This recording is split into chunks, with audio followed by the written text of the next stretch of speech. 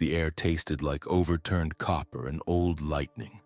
Every step kicked up biolum spores that clung to my throat. Dawn here was a bruise of violet light under a sky that never quite cleared of ash. We gathered in a hollow where the plants bowed but did not sleep, where every leaf looked like it had teeth and every root watched you breathe. There was no trumpeting fanfare, no crisp cadence from some distance. Roll call on Karos the Siksik was a list of small certainties and one big cruel math. Names, scars, who could carry another man's pack, how much fire you'd dare set before it drew something worse. Sergeant Merrick had a jaw like a broken wrench and patience like a waiting blade. He stood where the ground was least slick and watched us like a man checking for cracks in a dam. His voice did not try to be kind. "Tash," he called, and you could hear the question strain because Tash had a tendon that complained in the cold. "Here," Tash said, voice small but steady, and stepped forward with the slow grace of someone who had learned to breathe around pain. Names came next. Juno with her hair braided tight and a smear of blue light paint across one cheek. Old Harv. No one called him old to his face, but the bone in his cheek glinted like a metal, who kept his laser gun wrapped in layered fabric like a relic. And me, who had once counted medals and now counted rations. We did not recite ranks like prayers because rank here was a flexible thing. When the ground decided your worth, the numbers on a collar were paper moths. We opened packs and checked kit in silence that tasted like metal in a remembered war. There are rituals that keep you alive on a death world. You test your cartridges by weight and listen for a hollow note. You wipe the lenses of your optic and measure the spiderweb of cracks against the light because a crack makes a blind side. You seal your respirator and feel the seal with one hand as if testing a wound. You set a talisman against your chest because superstition is a small gear that sometimes turns the wheel of fortune. Each action is a ledger entry against chaos. Miss one, and the balance tips. Merrick tapped his fist twice on the butt of his gun. Twice was how many times he had counted hearths in the ruins of the last settlement. How many choices had saved him and cost others. "Feeds?" he asked. The medkit passed from hand to hand with a tolerance born of necessity. We checked bandages and herb sachets, the crushed leaves that smelled faintly of lemon and burned if you held them too close to the skin. On Karos 6, you patched with what the world offered and with what you carried. There's no hospital deep in a thicket that sees you standing. The biome spat little threats as we prepared. A low hiss from under the moss like a snake waking from a bad dream. The quick birdless flutter of something winged against a distant branch. You learn to respect the hush. Creatures here don't make noise for pleasure, they make it to test you, to find the leanest moment. Tash frowned at a smear of dark resin on his glove and wiped it off with the edge of his sleeve. "Resin sap," he muttered. "Clings like guilt." We laughed once, small and brittle because laughter is a habit that makes men keep walking. There were orders to give and choices to make. Merrick set the route with fingers that pointed like compass needles. We would skirt the dead creek and move through the black thicket toward the old observation spire. The spire was a ruined thing, held by bones of stone and the memory of someone who had once looked down and cared. It had a cache of telemetry lenses we were to retrieve. We had no map except memory and a dozen new scars, but we had Merrick's plan and the quiet hope of men who have learned the difference between hope and foolhardiness. A child's song haunts the top branches in the morning wind, but no children lived in the settlements anymore. The settlements were skeletons of hedges and corrugated panels. The last trader who visited had left in a hurry and taken the compass, the coffee, and something else. His teeth set like a final refusal. Someone had painted an icon on a rusted door and then painted it over again, as if indecision could protect them. We stepped past those memories with the practiced politeness of people who always leave quickly. Juno checked the vox. It hissed like a throat with too much to say, then cleared. Voice came back, thin with range but obedient. Outpost sentry reports movement on the western ridge, she said. Not tracked, not identified. They asked for warning. Merrick's jaw tightened. We had been warned before. Warnings were like the weather here. Constant, often wrong, but necessary to consider. We distributed weight, fewer luxuries than load. Old Harv slid a small delicacy into his pack and hid it beneath rags. For later, he said, as if later were a promise and not an hour with teeth. We traded cigarettes for ration packs in the old way. The exchange felt like a relic of better economies. Each of us carried something that was not strictly necessary. A scrap of music, a sliver of paper with a name, a picture that belonged to a life that could be smudged out by a rain. Such things keep you human on a planet that tries to make unattended humanity a meal. We tested the alarms and the flare rounds, the small, bright things that would draw eyes and teeth. Flares are a liar's comfort on Karos 6. A flare brightens the world and announces your location in loud, beautiful colors. It also turns you into a beacon for anything that can see. Choosing when to burn is like choosing which of your children survives a ration cut. You burn to see or you do not burn to be unseen. Either way, someone suffers. Merrick kept his hand on the bandolier as if feeling for a pulse that had long been his alone. Tash limped a little as he strapped his harness. The tendon was a useless complaint rehearsed in muscle. Merrick looked at him and nodded once. "You, sure?" he asked. 2 words, but enough to hold responsibility. Tash answered with teeth. "Give me a pack half the time and a rest for the other. I'll pay you back in silence." It was a soldier's currency. Silence buys you a morning. We moved away from the hollow in a file that watched both directions. Our boots sank into loam that smelled of iron and old storms. Every step was measured to minimize noise and to disturb as little as possible. On a death world, loudness is an invitation.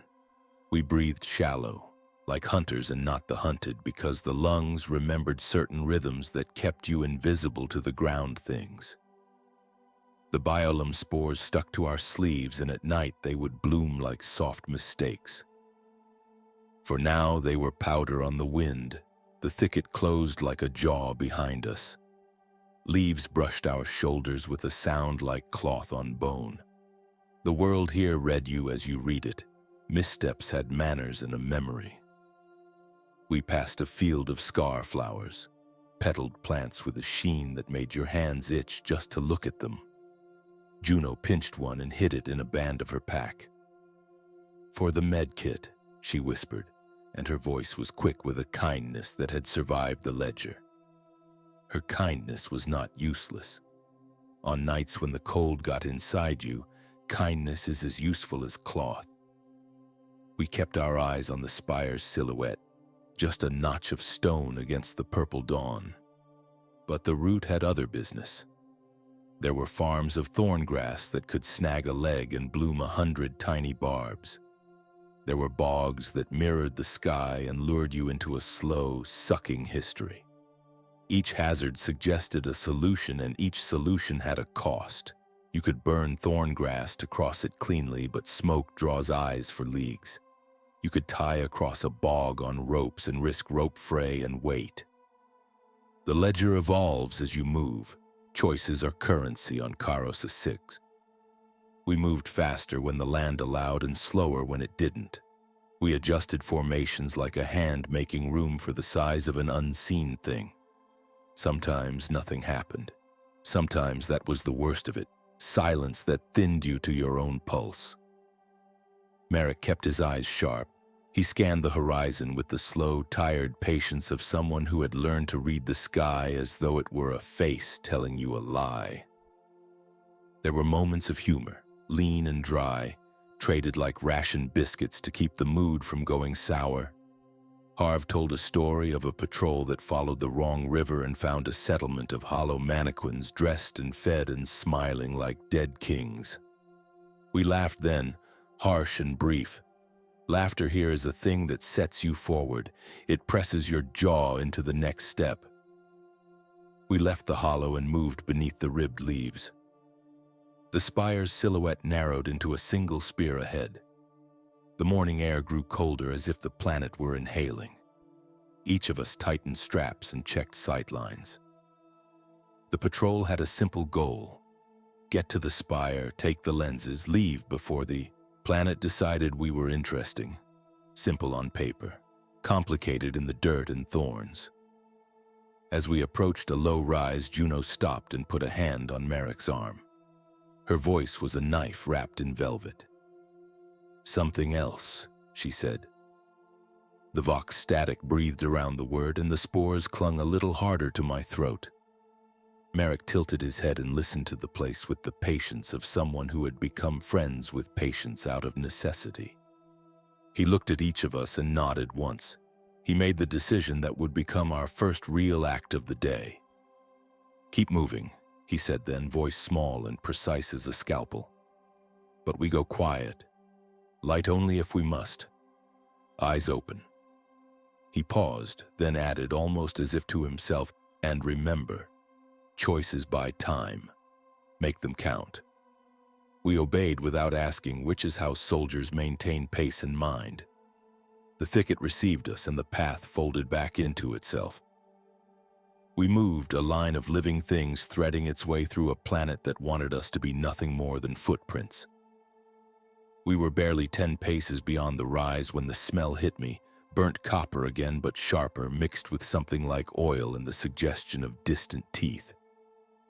My hand tightened on the laser gun until the knuckles whitened.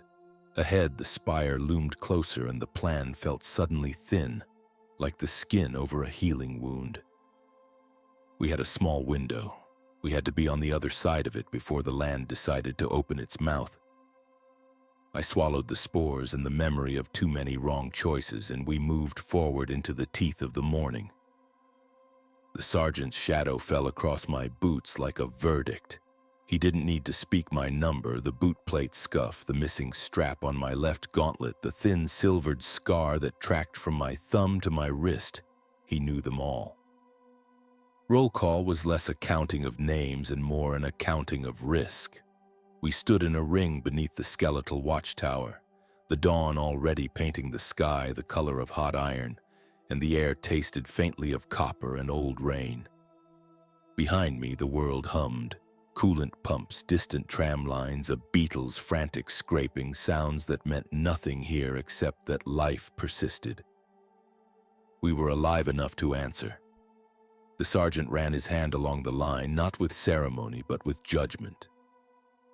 He checked my harness, the seal on my respirator, the feed link of my vox. His fingers were quick, practiced, condemning anything that might fail. When he reached my harness, he tapped at the patch beneath my collarbone, the one I'd stitched on myself the winter before, then moved on. His voice came low and certain, the kind of voice that had swallowed too many dawns and still kept enough teeth to bark orders around them. "Patrol 3, he said. "Move 12 by first light, stay tight, keep echoes off the wind." We answered in a cadence we've worn thin with use.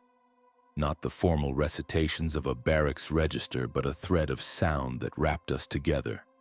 One more small ritual to keep fate from slipping between the fingers. The new man answered too loud. His breath fogged in the cooling air, and my ear twitched at the way he swallowed when the sergeant didn't spare him a glance. The veteran at my right grunted, the language of someone who had been asked less and given more. We were the kind of unit that didn't need names when your life depended on the rhythm of shoulders and the tap of heels. Departure had its choreography. We moved like a single animal breathing. One small forward, a pause, another closing the gap. Gear clicked into place, rifles came up, bayonets sheathed, optics flickered awake with faint green glows. The servant marks on our flak plates read like prayer beads. We touched them in passing. Above us, the sky bled a little more gold. The planet exhaled. A thin, high wind carried spores, microscopic, oily, and likely to seed a fever in a throat that thought itself invulnerable. My mask ticked once and the filter line flashed green. That little light has kept me alive more times than any sermon. We crossed the threshold of the settlement without fanfare. The palisades' timber still steamed with dew, and wet mud clung to our soles. Behind us, the last of the generators pinged awake, and a child's cry lifted and died at once. Curiosity beaten down by the same ancient logic that taught the world how to survive here. Out in the scrub, the foliage leaned like 100 groping hands. Not the right word for plants, really. These things thought in smaller, stranger ways. They watched. They waited. They tested the air with lips that exuded acid and shivered when we passed. You learned to move through their attention like a practiced liar. First kilometers were method and habit. We checked our bearings against the sun and a half-ruined orbital compass, the needle waving like a trapped insect. There were old war routes here, things that had become paths because someone had once walked them with a purpose and refused to die.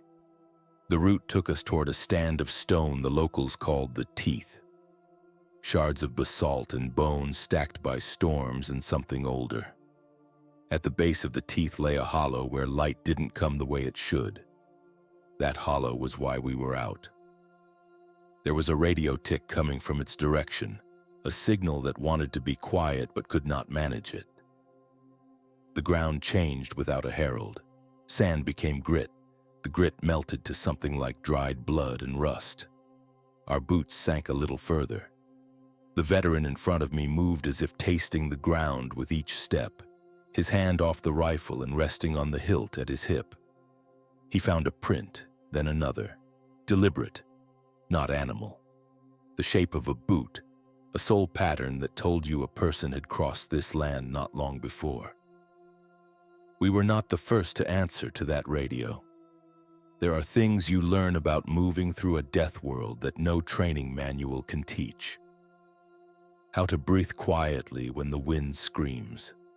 How to silence the scrape of fabric across metal with a fold of grease.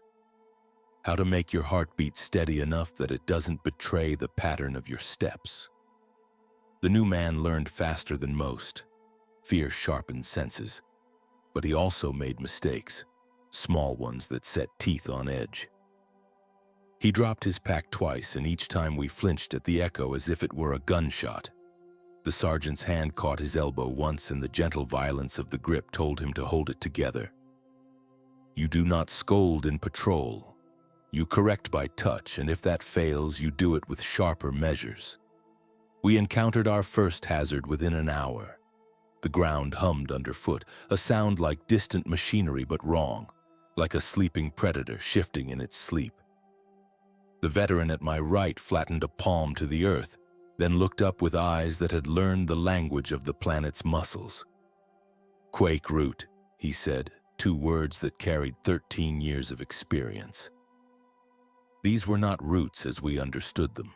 They were long, tentacular things that fed on vibrations, surfacing to snap at anything that moved in a rhythm they liked. They sensed the cadence of force and answered with concentrated tails of acid.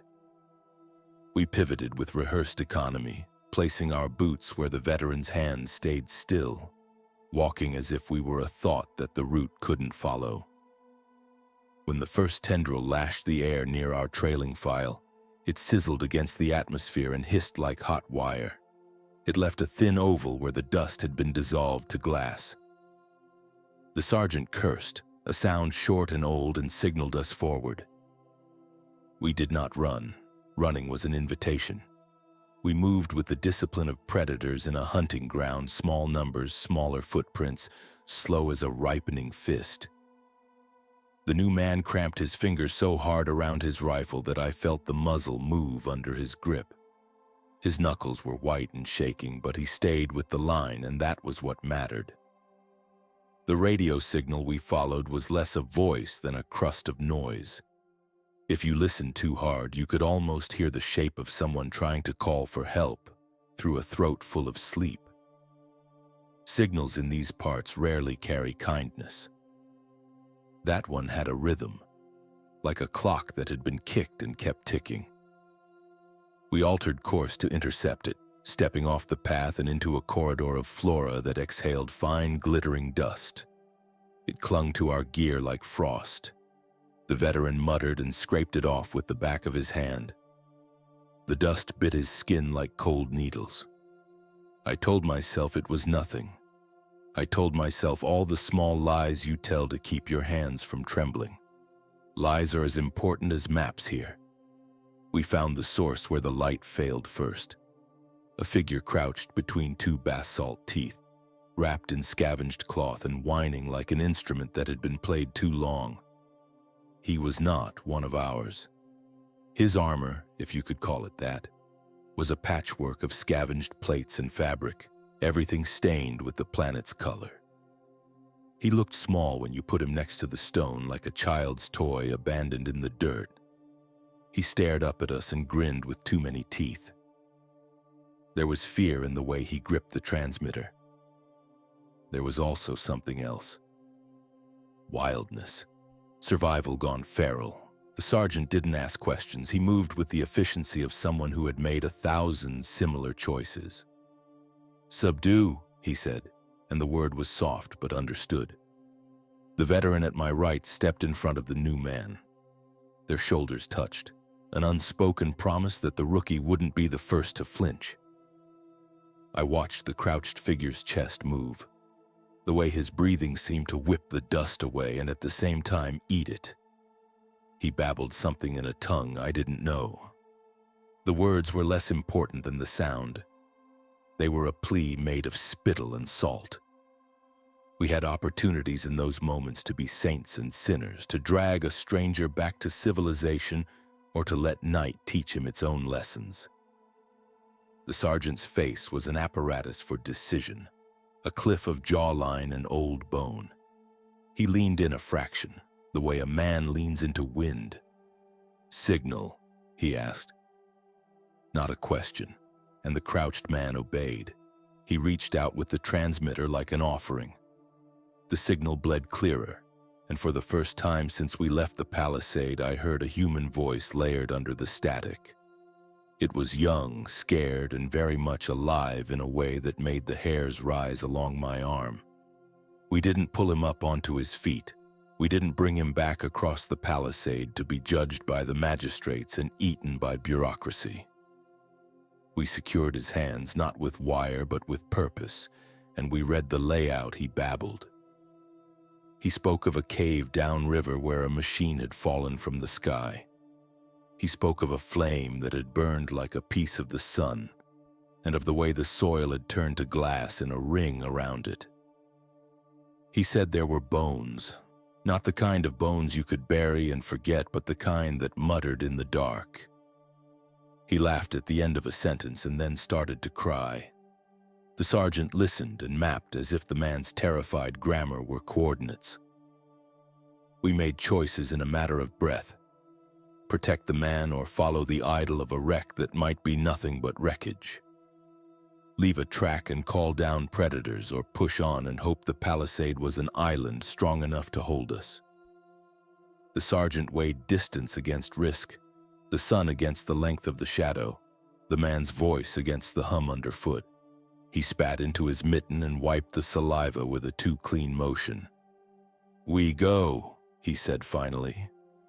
"We mark the trail and move slow." Motion became our answer again.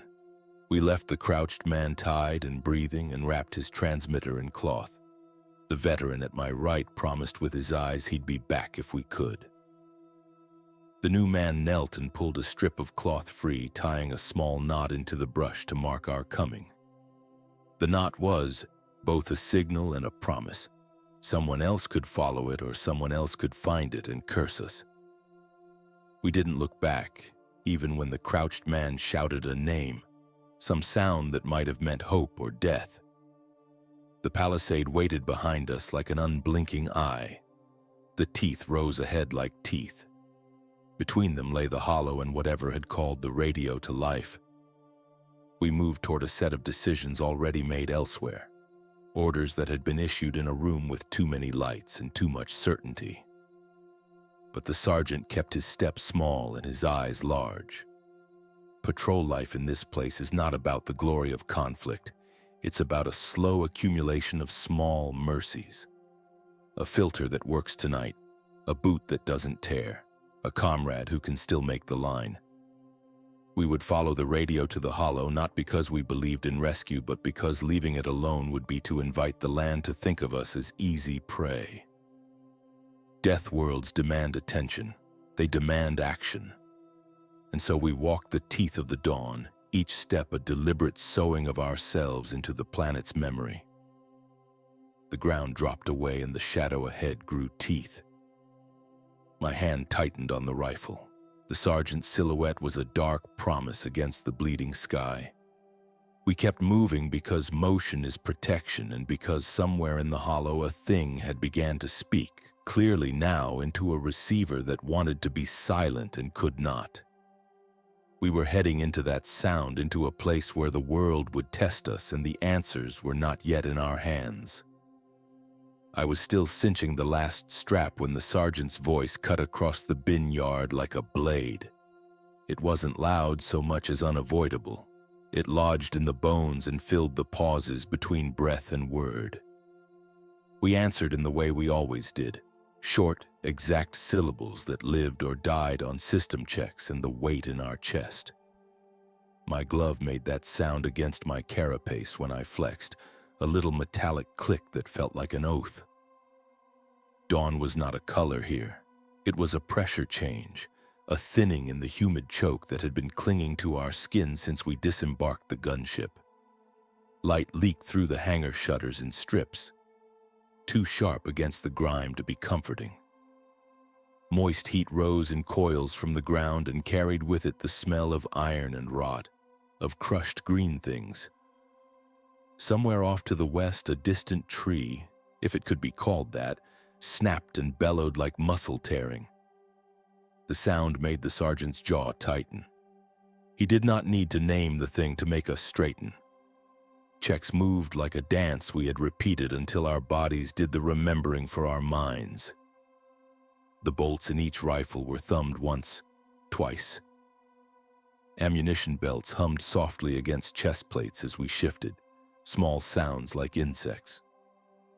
We ran fingers along seals on our masks, tasted the stale resin of the filters with the backs of those gloved hands. The sergeant watched every move. When he stopped one of the lads and knocked his helmet with the flat of his palm, the skull of the man beneath went red from the gesture. He answered nothing. Pride ran thin on death worlds. You couldn't afford it. Names were called in ranks, not voices.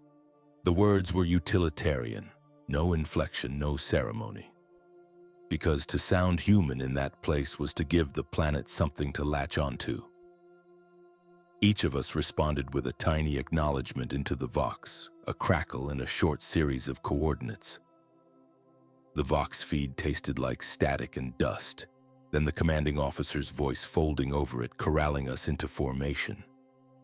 We filed toward the ramp in a line that had been rehearsed in nightmares and in the last dark between sleep and orders. The transport smelled of oil and hot metal.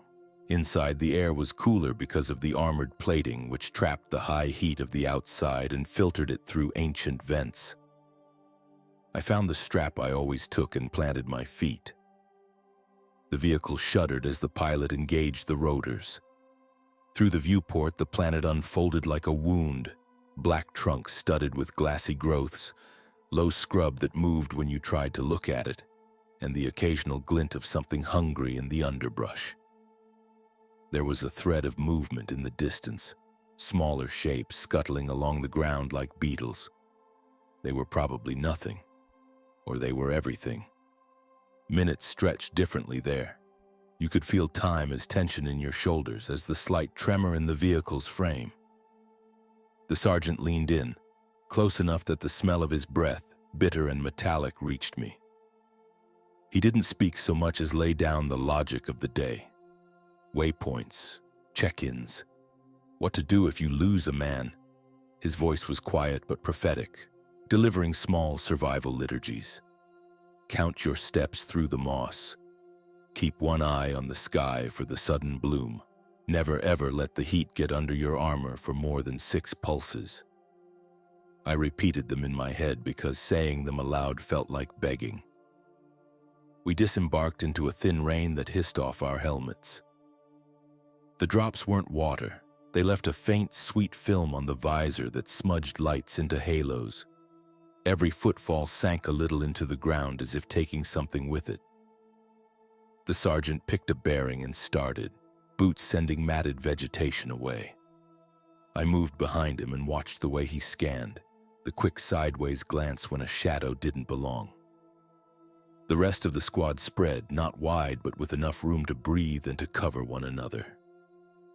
Our shadows were long and jagged, cut by the alien dawn. The terrain itself was treacherous in 1,000 small ways.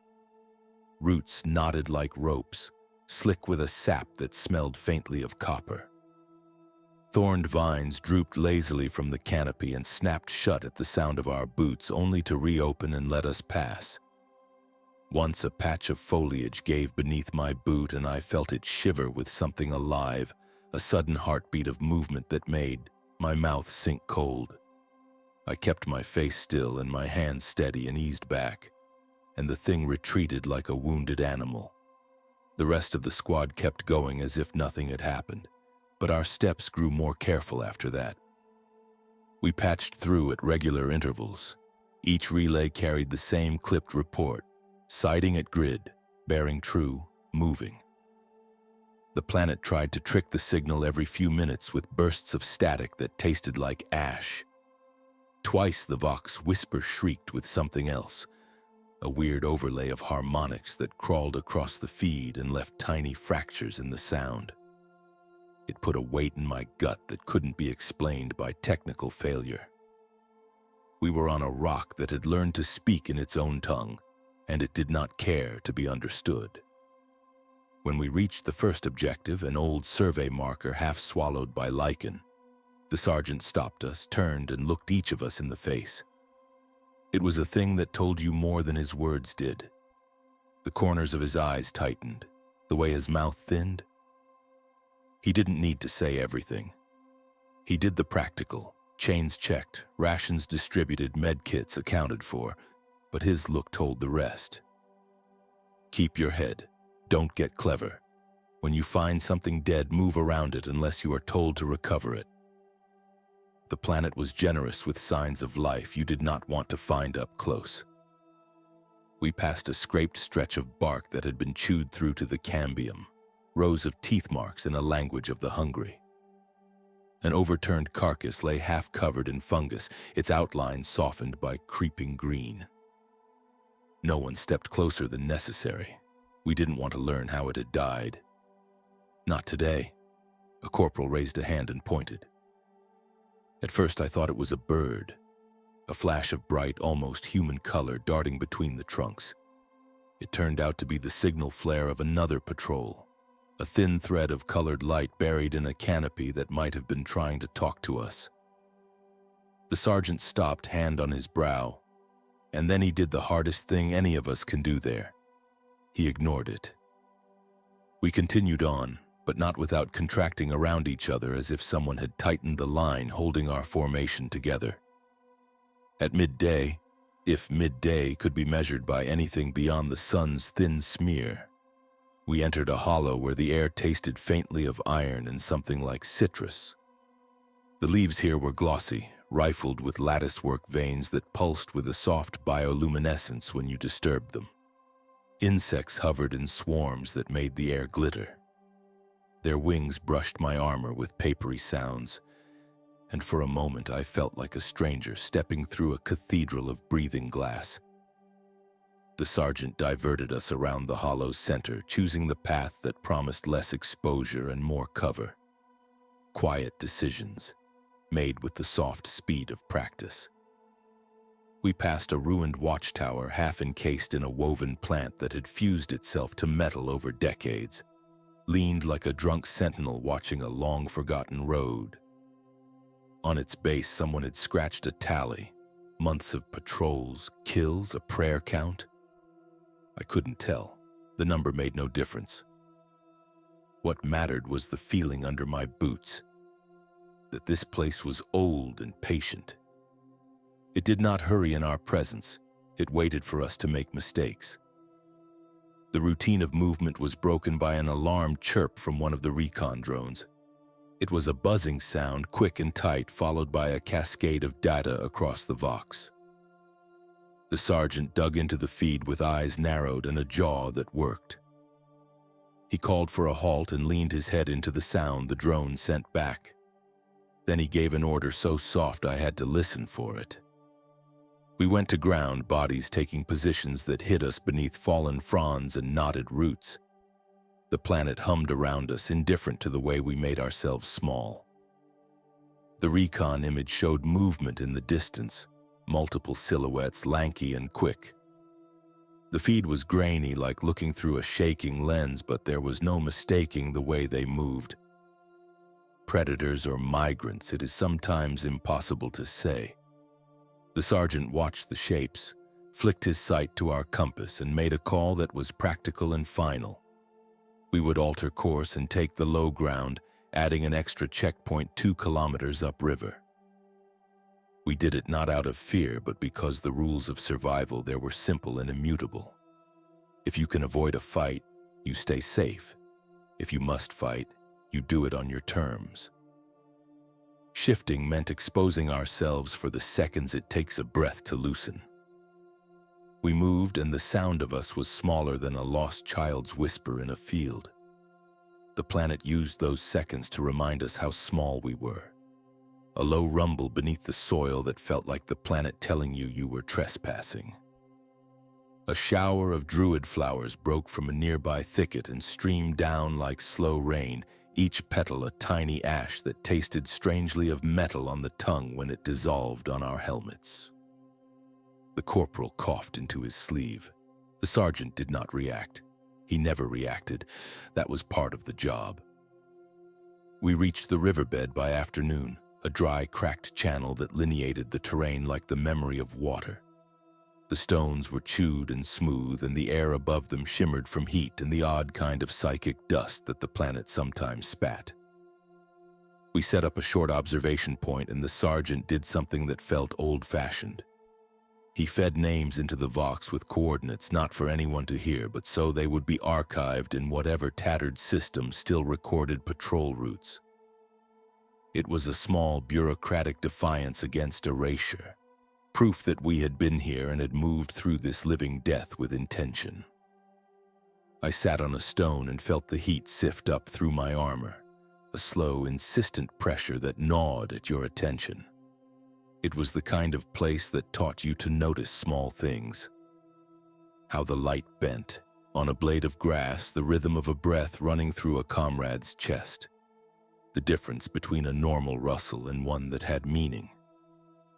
The sergeant tapped his fingers, once, twice, on the pommel of his knife. It was a signal. We were not done moving. The day was ticking toward decisions we had not yet been told to make. We shouldered our packs again. The riverbed veered and offered a narrower path that moved us closer to where the surveyor's last beacon had shown a cluster of disturbances. The sergeant checked my rifle with his gaze, like asking if I intended to be useful. I tightened my grip. The planet around us leaned in with every step, a living weight pressing against our shoulders.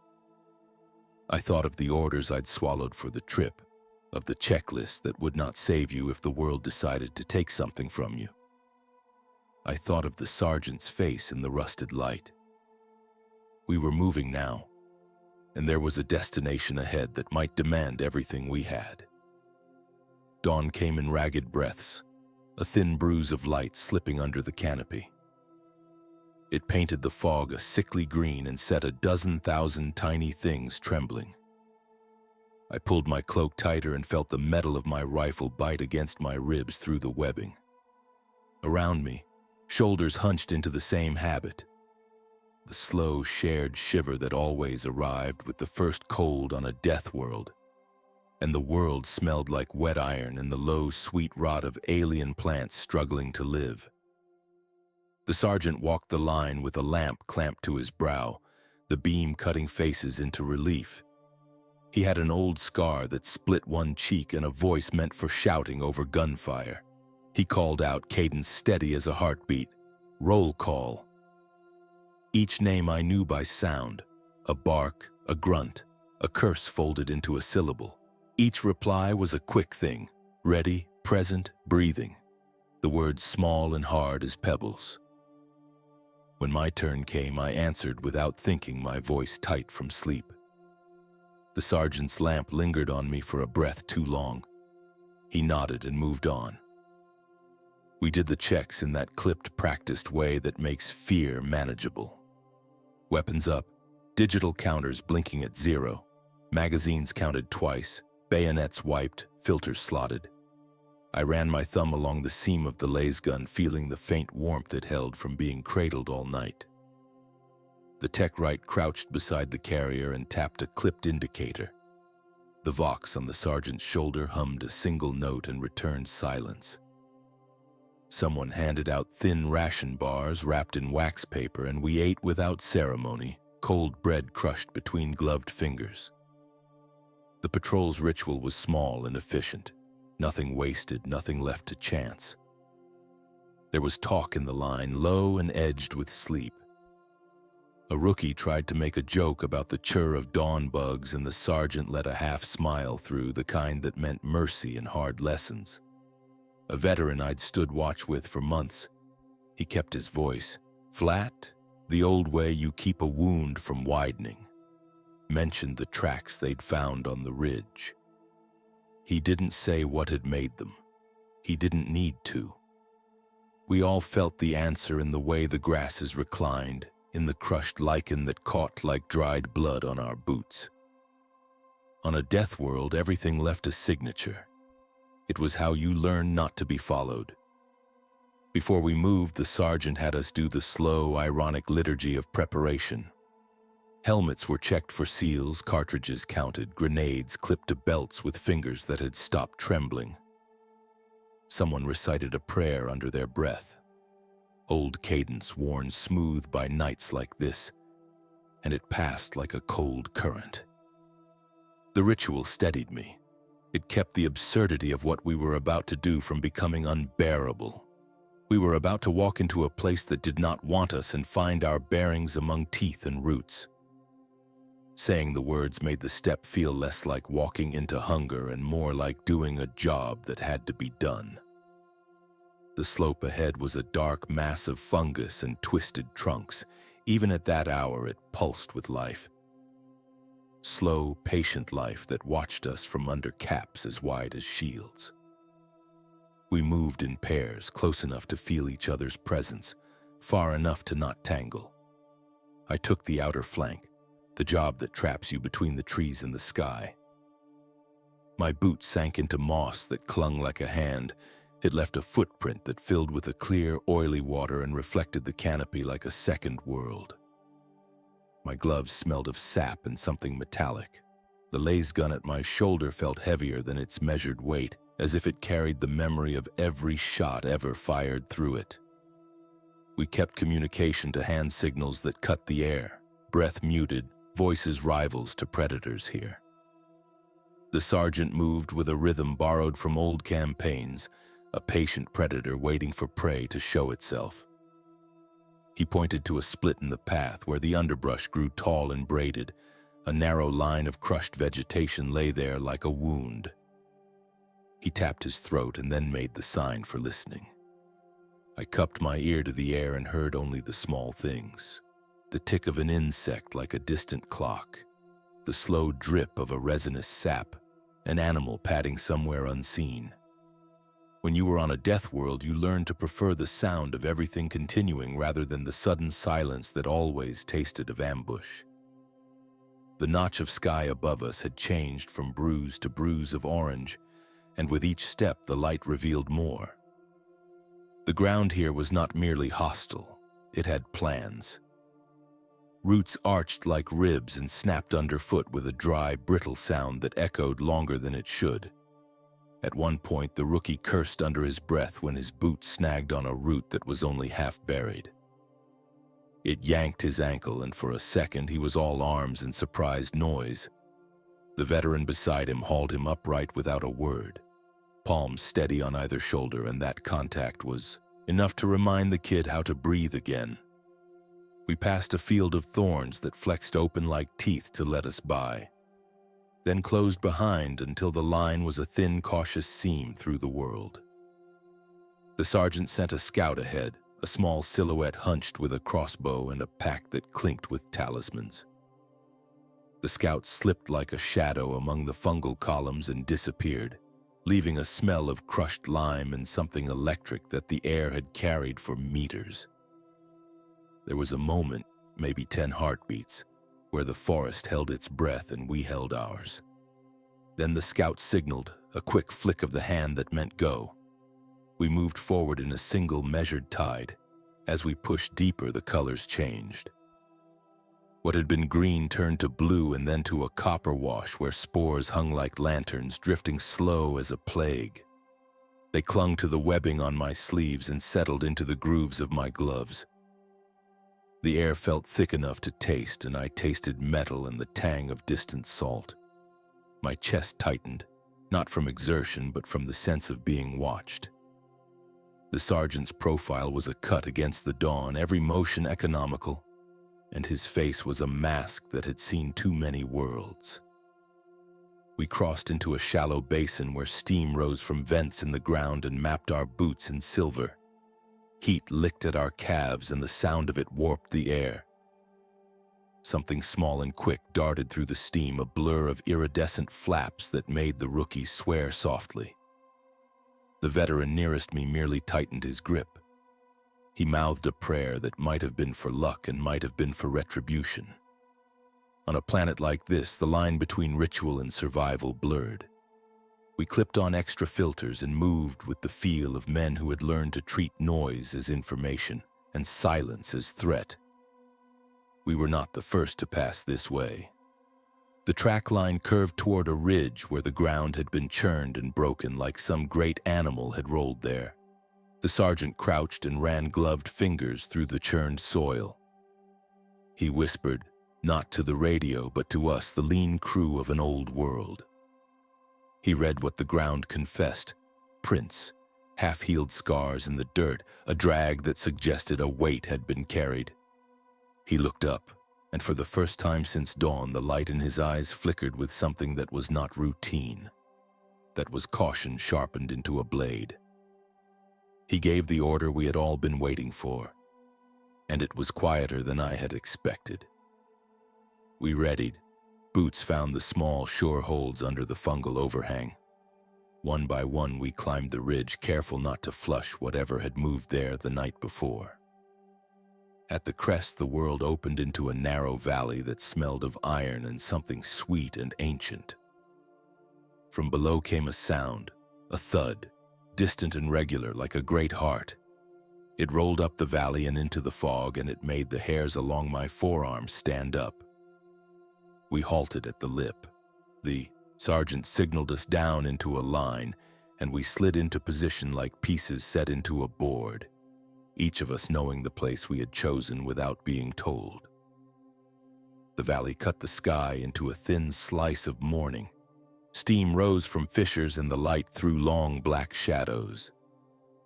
From somewhere we heard a voice then, low and unfamiliar, a language of clicks and breath that was not entirely animal.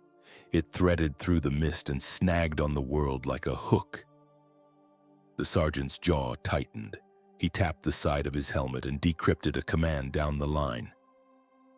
We were to move, to descend into the valley where the sound came from, to follow a pattern of broken earth and disturbed nests, to wherever it wanted to lead. I felt the weight of the decision press against the back of my neck like an old friend asking for the last favor. We were trained to do this. The drill sat in our bones and moved our limbs when the head wanted to freeze. But training did not erase the calculus that ticked in every soldier's gut. We had to know when to advance and when to wait. We had to know when to make ourselves a line and when to scatter. The sergeant looked at each of us as if acknowledging that we knew the rules and might yet defy them. He nodded once, sharp and final. We began the descent. My boots dug into soil that sucked and released like a living thing. The sound below grew louder, and with it the sense that something larger than any of us had turned its attention. The first step off the lip felt like a promise. I could taste the steam, metallic and sweet, and I carried the echo of my comrades' breathing as if it were music. We moved together, bound for the center of whatever answered its own hunger here. Ahead, the valley narrowed and the shadows thickened. We crossed the first of the broken nests and left behind prints that would tell the story of this patrol long after we were gone. When the sergeant raised his hand, it was not a stop, but an invitation. He pointed deeper into the valley where the fog thinned and the sound resolved into a rhythm that could almost be called a signal. We closed the distance in single file, every sense keyed to the land. The air seemed to lean in, expectant. I tightened my grip on my rifle and forced my legs to keep moving. Each step was a negotiation, each breath was careful. The world around us watched without blinking. We had not yet reached the thing that made the sound, not yet faced whatever had dragged weight across the ridge, but we were moving toward it. The sergeant set the pace. His shadow fell long across the ground and pointed the way. I followed because that was what we did. Answer the call, meet the world on its terms, and keep walking until someone said otherwise.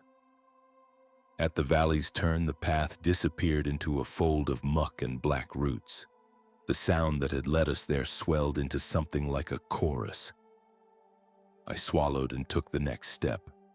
The rest of the patrol fell in behind me, a line of breathing things threading into the dark. We had left the ridge and descended. There was no going back now, only forward into the press of the unknown.